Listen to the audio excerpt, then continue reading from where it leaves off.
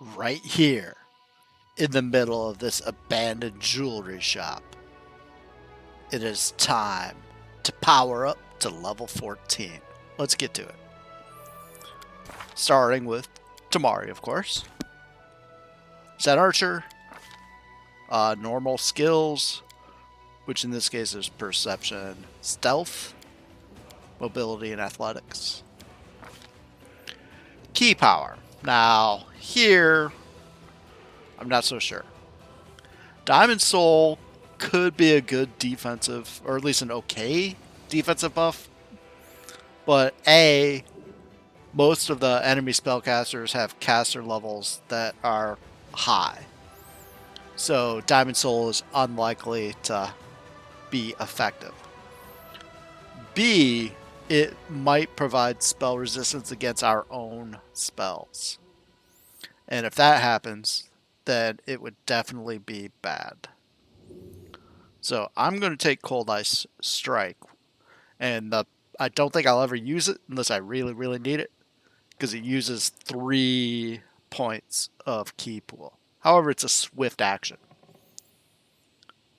And it's a line. And deals 15 d6 damage. Well, 14 right now. But next level it'll be 15 d6 damage. Which is an average of 52 or so.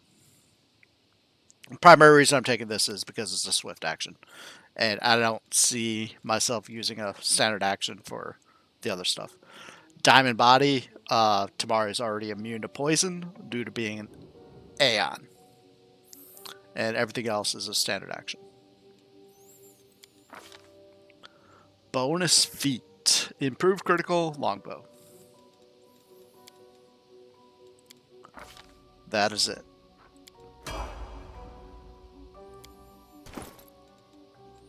Seelah, who will be a regular member of our traveling party. Paladin. Standard skills. And this seems like it's a pretty nice ability. Especially if Queen Galfrey comes back and I give her that artifact back. And also she has the Brilliant Energy Divine Weapon Bot ability now. So, pretty reasonable level. Plus, no decisions. Camellia, who unfortunately I don't think will ever be a member of our party again, except for companion quests.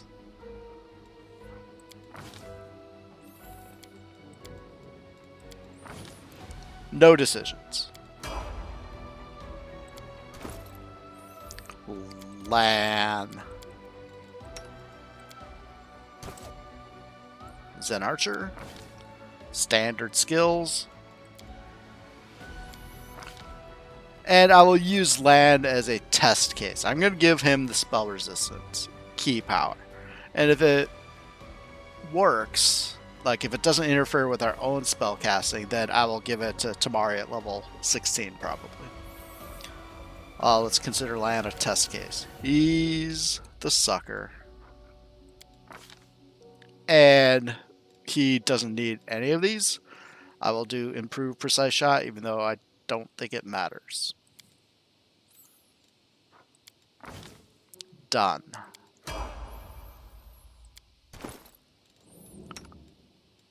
Woljif, who has likely been relegated to companion quest status. Standard skills.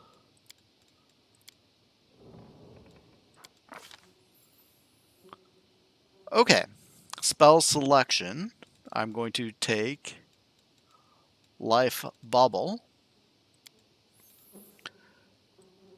And I probably should take Racking Ray, because he should get sneak attack damage on top of this. So it's another ray he could use at distance, etc. But I'm going to use him as another guinea pig and take Elemental Body 2. I want to see if he'll still be able to use daggers and cast spells and stuff like that if he's in an elemental body form. Done.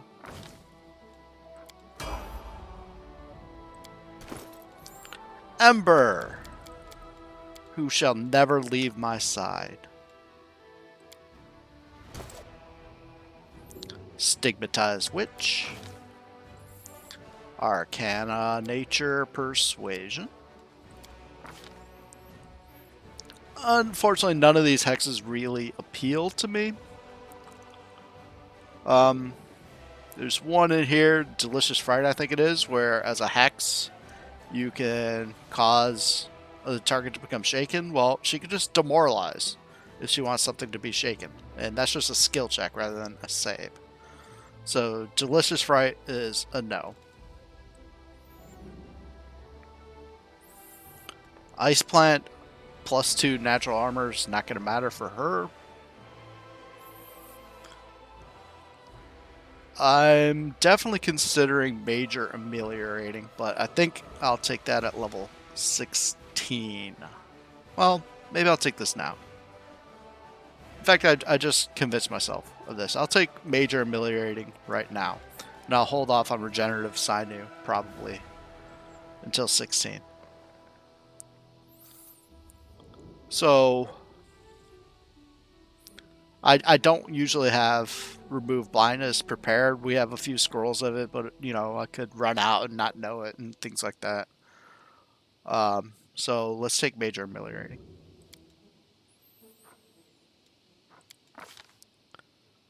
Ah, 7th level spells. So there's probably going to be maximized and quicken stuff, but oh, look. We have Spontaneous Heal. I like it.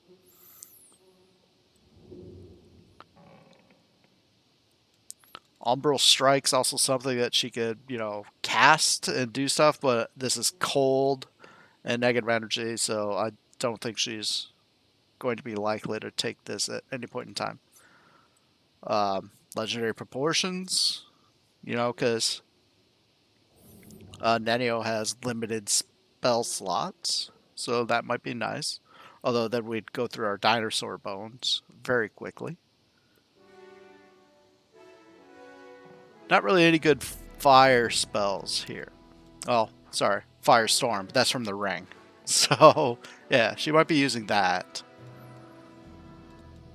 Along with heal. Done.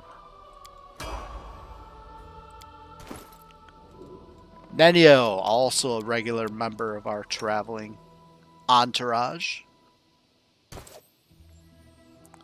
Lore Master.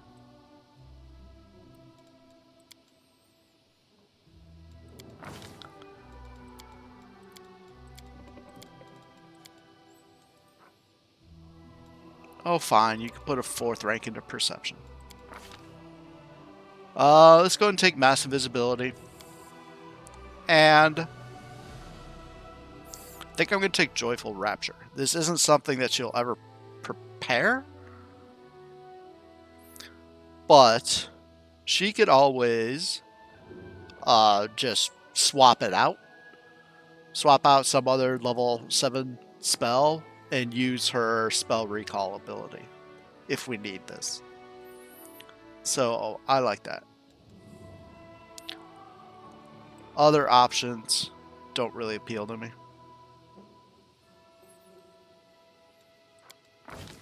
Done. Daeran. Again, relegated to companion quest only.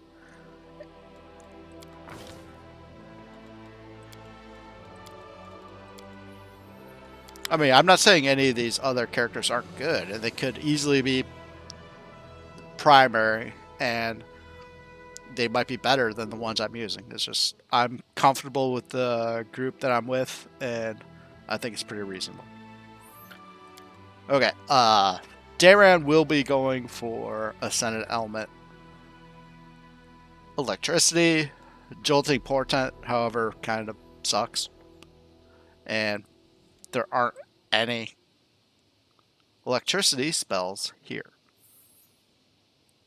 He gets, for free, he gets Mass, Cure, Serious, and he also gets Greater Restoration. So taking greater restoration would be a bad idea. He doesn't have any meta magic feats yet, so he can only use his 7th level slots on actual 7th level spells. So I think Destruction, maybe?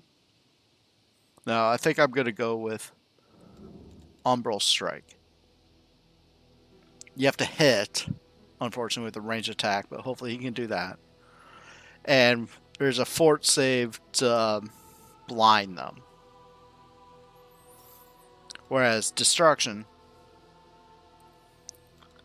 is a fort save to vastly reduce the damage. But the enemies we're fighting these days doing, 140 points of damage really isn't all that special. Sure, it's nice, but I would rather, if it fails a fort save, I would rather it be blind. Plus, it still takes damage on a failed fort save here. Just remind me not to do it against undead.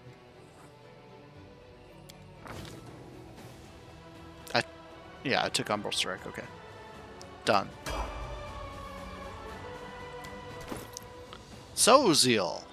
He is our primary healer. Although he's really more our primary buffer.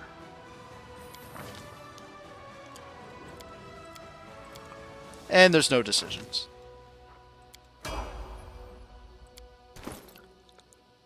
Regill. Fighter. He gets armor training. Well, he improves his armor training.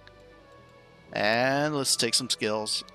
Like I said, I haven't been going Lord Religion because he just doesn't need it. So I've been putting his extra skill point into Perception. Which is kind of pointless given that Tamari would always be with him. But, whatever. Maybe if he gets ahead, it'll prevent him from setting off a trap like Seelah just did in the Ivory Sanctum.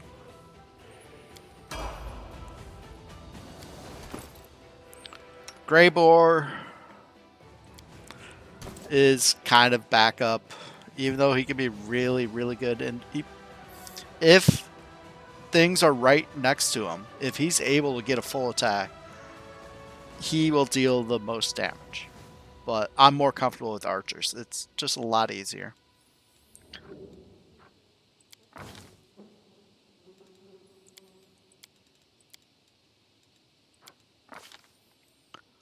Slayer talent.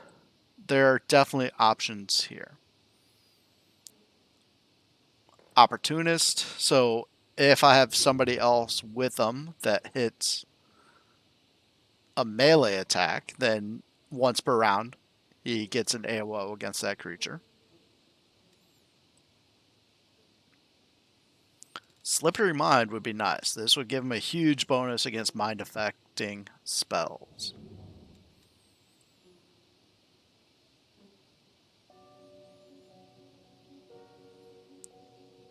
I'm going to go with Dispelling Attack. So he can start dispelling things when he hits with the sneak attack.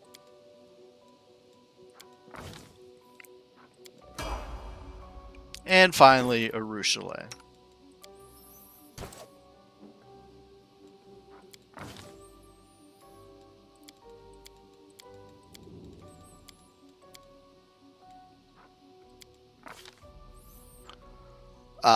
Combat style feat, I suspect going skill focus with something would probably be best. Like either skill focus persuasion or skill focus perception. If she takes skill focus perception, she would by far have the best perception in the party.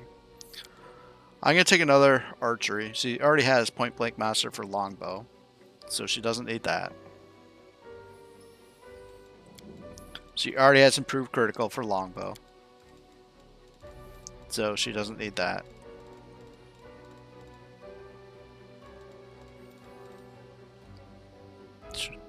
There it is. Acquired ability. That's a waste of time just to show you that.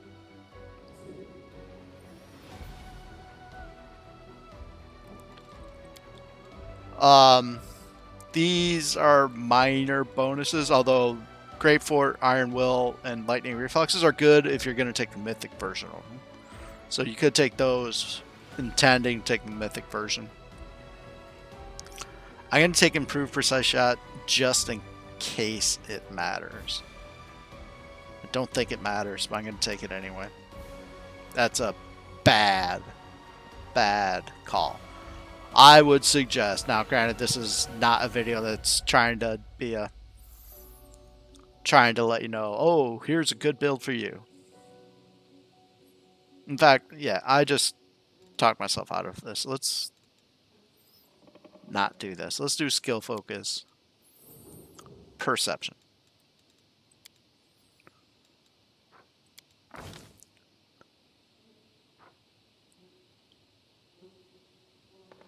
Done. That's it. Thank you for joining me. Let's save. Sign out. Sayonara.